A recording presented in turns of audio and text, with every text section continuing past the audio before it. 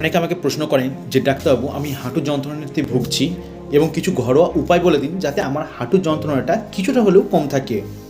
আমি যেটা বলবো সেটা হচ্ছে বিশ্রাম নিন, হাঁটুকে অতিরিক্ত চাপ দেওয়া বন্ধ করুন, কোনো ভারী জিনিসপত্র তোলা বা সিঁড়ি দিয়ে বেশি ওঠানামা আপাতত বন্ধ রাখুন।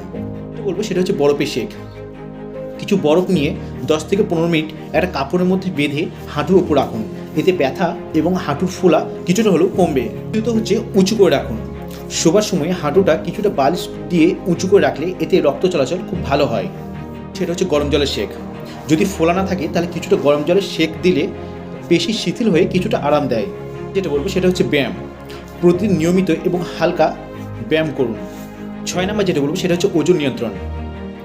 বেশি ওজন হাঁটুর উপর চাপ বাড়ায়, তাই খাদ্যাভ্যাস ঠিক রাখুন এবং ওজনটাকেও ঠিক নিয়ন্ত্রণে রাখুন। হ্যাঁ, ব্যথা 5 থেকে 7 দিনের বেশি থাকলে কোনো ডাক্তারের পরামর্শ অবশ্যই নেবেন।